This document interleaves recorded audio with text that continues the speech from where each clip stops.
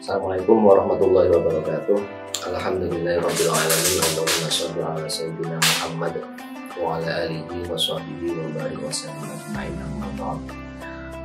Para pemirsa NU Online Jombang, rahimakumullah, alhamdulillah kita semuanya masih diberikan kenikmatan dan kesehatan serta kekuatan dari Allah Subhanahu wa taala sehingga masih mampu untuk menjalankan amalan-amalan ibadah yang ada di bulan Ramadan. Dan alhamdulillah kita semuanya sudah melewati beberapa hari dari bulan Ramadan. Masih ada sisa beberapa hari lagi untuk kita menggiatkan dan mengistiqomahkan amalan-amalan yang ada di bulan Ramadan. Dan salah satu amalan yang ada di bulan Ramadan adalah sholat tarawih. Sholat tarawih ini pada dasarnya, kalau pada awalnya yang dikenal adalah qiyamul lail fi Ramadan.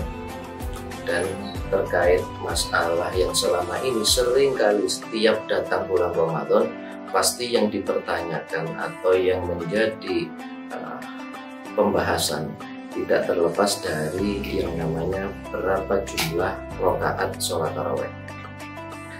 Rakaat sholat tarawih, kalau kita berbicara masalah amalan di bulan Ramadan, sholat tarawih atau qiyamu fi Ramadan, artinya adalah sholat yang dilakukan di malam hari pada bulan Ramadan. Ini pada prinsipnya, pada awalnya ada hadis yang ketika seorang sahabat bernama Abi Salamah bertanya kepada Aisyah radhiyallahu anha terkait masalah bagaimana sholatnya Rasulullah Shallallahu Alaihi Wasallam pada bulan Ramadan. Kemudian dijawab oleh Aisyah radhiyallahu anha bahwasanya maka yazidu, bahwasanya Rasulullah itu tidak pernah menambah sholat beliau, yakni 11 rakaat.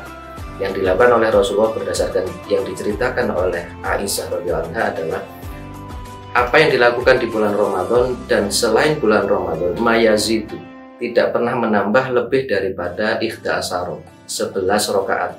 Artinya yang dilakukan oleh Rasulullah adalah, dan di hadis tersebut diceritakan bahwasanya Rasulullah sholatnya adalah 4 rakaat 1 kali salam, sehingga 8 rakaat pada qiyamul lail fi Ramadan, 4 rakaat 1 salam, 4 rakaat 1 salam, sehingga 8 rakaat. Kemudian ditutup dengan witir 3 rakaat. Ini yang dilakukan pada masa Rasulullah. Dan kemudian ada sahabat lainnya juga dikabarkan, ini hadis sebuah riwayat yang berasal dari Abu Bakar dan berasal dari Aisyah radhiyallahu anha. Bahwasanya Rasulullah melaksanakan sholat malam yang mulai itu rata-rata 11 dan 11 rakaat, dan dilakukan 2 rakaat 1 kali salam, sehingga 8 rakaat kemudian ditambah lagi dengan 3 rakaat sholat witir. Artinya yang pertama berdasarkan hadis yang pertama sama-sama bersumber dari Aisyah radhiyallahu anha bahwasanya Rasulullah pada malam Ramadan melaksanakan sholat tarawihnya adalah sholat qiyamul lail fi Ramadan adalah 4 rakaat 1 kali salam selama 2 kali, dan ditutup dengan witir 3 rakaat. Sedangkan di redaksi yang lain, Rasulullah ketika menjalankan qiyamul lail itu entah di Ramadan ataupun di luar Ramadan itu juga sama, 11 rakaat tapi 2 kali salam, 2 rakaat 1 kali salam, dan nanti ditutup dengan 3 rakaat witir. Artinya ini adalah yang menjadi pedoman atau pegangan banyak ulama terkait masalah berapa jumlah yang pernah dilakukan oleh Rasulullah. Tapi apakah sebatas itu? Tidak, karena rokaat-rokaat di bulan Ramadan, sholat malam di bulan Ramadan, berdasarkan perilaku, aktivitas, dan yang dilakukan oleh beberapa sahabat maupun ulama-ulama, itu ada perbedaan pendapat. Bahkan Ahlul Madinah ketika menjalankan qiyamul lail fi Ramadan, itu mereka menjalankannya sebanyak 36 rakaat, kemudian ditutup dengan 5 rakaat sebagai sholat witir. Bahkan ada kemudian sebagian ahli Madinah, ada juga kemudian Umar bin Khattab itu menjalankan sholat qiyamul lail fi Ramadan dengan 20 rakaat 2 kali salam dan ditutup dengan 3 rakaat sebagai sholat witir. Artinya antara sholat qiyamul lail fi Ramadan dan witir semuanya adalah berjumlah 23, dan ini kemudian yang dipakai oleh beberapa sahabat, kemudian dipakai oleh ulama-ulama, bahkan di kalangan madhab Syafi'i, Hanafi, bahkan Ahmad bin Hambal juga ada yang dipakai adalah 23 ini, qiyamul lail fi Ramadan plus witirnya. Jadi ini yang menjadi mayoritas dipakai. Kemudian bahkan yang menarik adalah ungkapan dari Umar bin Khattab ketika yang dilakukan oleh para sahabat menjalankan sholat qiyamul lail fi Ramadan ini dengan cara berjamaah. Itu statement atau ungkapan pendapat yang dilontarkan sekaligus pada saat ramai di masjid atau pada saat menjalankan sholat qiyamul lail fi Ramadan. Umar bin Khattab mengatakan nikmatul bid'ah hadhihi, sebuah bid'ah yang baik atau menjadi kenikmatan adalah bid'ah ini, artinya menjalankan sholat qiyamul lail secara berjamaah. Jadi di sini pada prinsipnya yang perlu kita pahami, perbedaan pendapat itu sudah ada semenjak zaman dahulu. Kalau toh andai kata yang dilakukan oleh Umar bin Khattab dengan 20 rakaat plus 3 rakaat sebagai witir itu salah, tentunya para sahabat yang lain, bahkan ini 20 rakaat ini juga diikuti oleh sahabat Ali bin Abi Thalib karramallahu wajhah. Jadi andai kata apa yang dilakukan oleh Umar ini salah, pastinya sahabat-sahabat yang lain itu tidak mau melakukan, dan bahkan bisa saja beliau-beliau itu menegur Umar bin Khattab. Tetapi apa yang dilakukan Umar bin Khattab mendapatkan dukungan para sahabat, kemudian mengikuti, dan 20 rakaat akhirnya jamak dipakai sampai zaman sekarang ini. Jadi zaman untuk rakaat sholat taraweh atau qiyamul lail fi Ramadan itu ada 3 sebenarnya. Yang pertama adalah 8, 11 plus witir, ada 20 plus 3, ada lagi tambahan 36 plus 5 atau 41, tergantung mau memakai yang mana. Ini adalah ungkapan kebahagiaan mereka, amalan-amalan ibadah mumpung ada di bulan Ramadan, karena ibadah di bulan Ramadan adalah pahalanya dilipat gandakan oleh Allah. Kalau kita kemudian sudah mengetahui rokaatnya berapa, ada 3 jenis yang dilakukan dalam praktek umat Islam seluruh dunia. Yang dilakukan, yang pertanyaan selanjutnya adalah apakah qiyamul lail fi Ramadan dilakukan secara mandiri atau secara berjamaah? Ini praktek yang dilakukan oleh Rasulullah pada malam pertama dan malam kedua bulan Ramadan. Beliau melaksanakan sholat tarawih, dan ini hadisnya sahih, melaksanakan sholat tarawih, melaksanakan qiyamul lail fi Ramadan di masjid. Akhirnya para sahabat mengikuti, karena Nabi menjalankan qiyamul lail fi Ramadan di masjid ini, para sahabat mengikuti. Hari kedua Rasulullah datang lagi ke masjid dan diikuti oleh para sahabat, artinya ini adalah jamaah. Hari ketiga Rasulullah juga datang, hari ketiga Rasulullah tidak datang, sehingga para sahabat yang sudah berkumpul di masjid pada bertanya, kemana ini Rasulullah tidak ada ke masjid. Akhirnya para sahabat itu menjalankan sholatnya secara mandiri atau secara sendiri-sendiri di dalam masjid, padahal banyak orang. Tapi Umar bin Khattab mengetahui itu.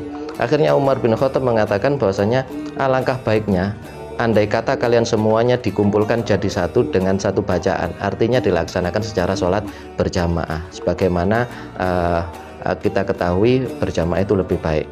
Sehingga mulai saat itu dicanangkanlah sholat berjamaah di masjid, dan pada saat itu ketika hari ketiga hari ketiga yang menjadi imam adalah Ubay bin Ka'ab, dan itu nanti dipraktekkan seterusnya.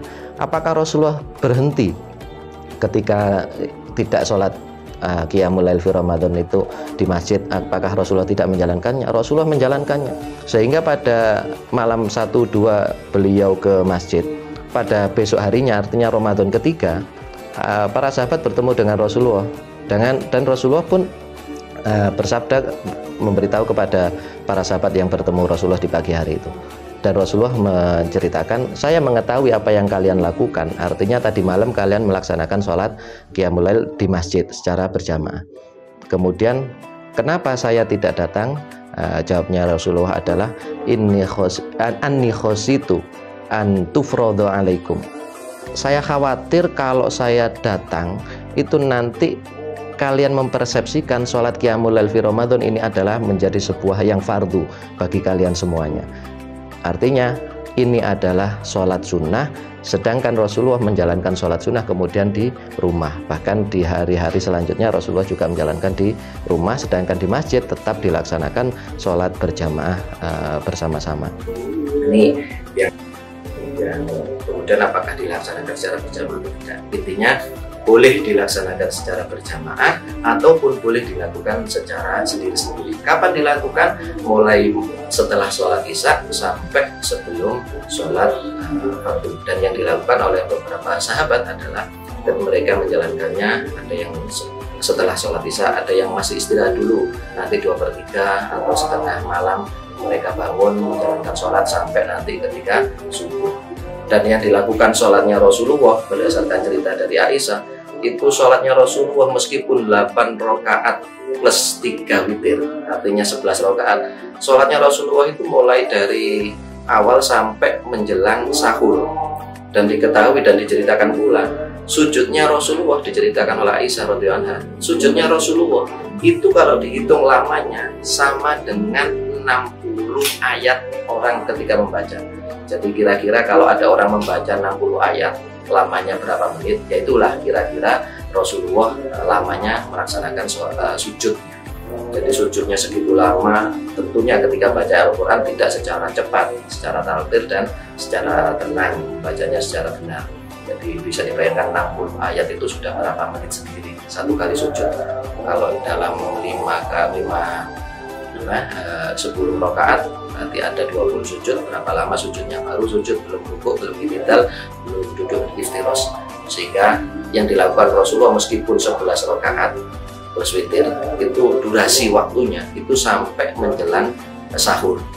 Kalau kita zaman sekarang ini kan tidak sampai segitu lamanya. Jadi artinya jumlah rakaat itu, perbedaan itu sudah ada sejak zaman dulu. Kita harus menghormatinya. Yang kedua, bisa dilakukan kapan saja.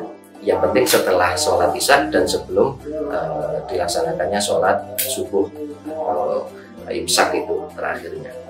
Dan yang lebih penting sebenarnya adalah ini, ada sebuah hadis sahih juga bahwasanya innallaha azza wa jalla faradha shiyam Ramadan.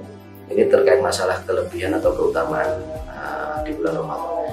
Sesungguhnya Allah Subhanahu wa taala mewajibkan puasa Ramadan. Wasanantu qiyamahu, dan aku mensunnahkan, menganjurkan untuk berdiri pada malam harinya.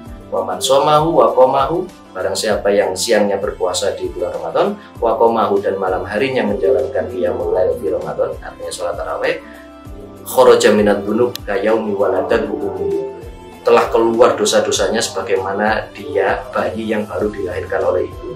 Artinya kalau kita menginginkan dosa kita bersih kayak anak baru lahir, syaratnya adalah siang kita berpuasa, malam harinya kita melaksanakan sholat taraweh.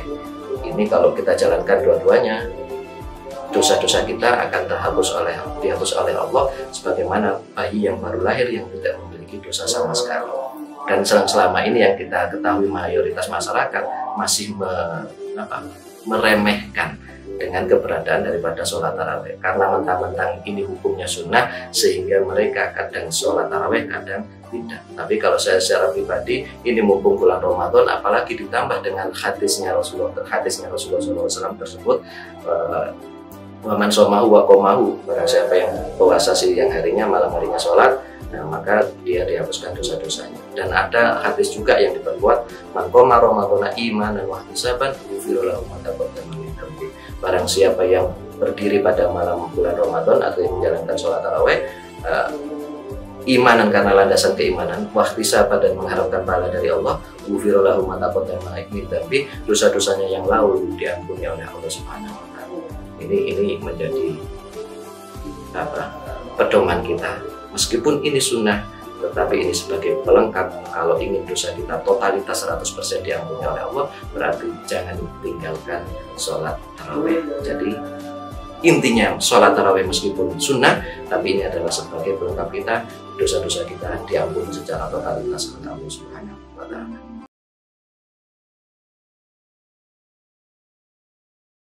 Mumpung di bulan Ramadan, lagi-lagi mumpung di bulan Ramadan, ibaratnya kita adalah Ramadan ini adalah transit kita dalam perjalanan menuju kepada Allah.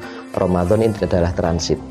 Transit adalah tempat untuk istirahat, tempat mengambil sebanyak mungkin bekal yang dipakai untuk melanjutkan perjalanan. Lah, Ramadan dijadikan oleh Allah sebagai bulan yang spesial karena di sini adalah dosa-dosa dihapuskan oleh Allah, amal-amal ibadah dilipat gandakan pahalanya.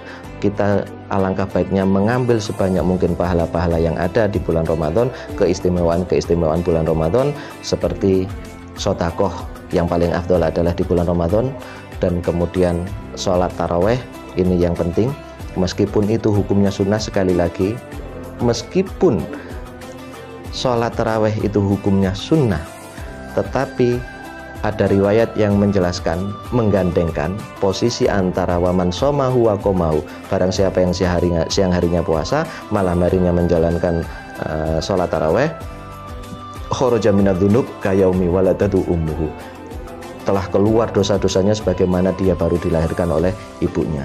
Sehingga apa yang kita lakukan, sesibuk apapun kita, serepot apapun kita, sepayah apapun kita, jangan tinggalkan sholat taraweh, karena ini mumpung hanya ada di bulan Ramadan. Habis isya ada acara, ada kegiatan, mungkin badannya kurang fit, dipakai untuk istirahat. Nanti di tengah malam kita bangun, karena terbiasa tahajud, sekarang kita bangun, kita jalankan sholat taraweh. Sehingga mulai dari awal, kalau pagi hari kita, siang harinya kita puasa, malam harinya kita menjalankan sholat taraweh, saya pastikan orang tersebut mendapatkan yang namanya Lailatul Qadar. Tetapi kalau kita mencari Lailatul Qadar hanya di 10 hari terakhir, itu kalau pas kita menjumpai. Kalau pas tidak menjumpai, bisa saja karena ada pendapat yang mengatakan Lailatul Qadar itu ya turun pada saat nuzulul Quran atau tanggal 17, meskipun ada pendapat yang seperti itu. Tapi yang alangkah baiknya dengan menjalankan apa yang disabdakan Rasulullah, waman somahu wa komahu, siangnya puasa, malam harinya sholat taraweh, saya pastikan orang tersebut mendapatkan Lailatul Qadar karena dia tidak meninggalkan apa yang sudah dipraktekkan oleh Rasulullah SAW. Demikian penjelasan dari saya. Ada kurang lebih dan hal-hal yang tidak berkenan, saya mohon maaf yang sebesar-besarnya. Ihdinas siratal mustaqim. Subhanaka asyhadu an la ilaha illa anta astaghfiruka wa atubu ilaik. Assalamualaikum warahmatullahi wabarakatuh.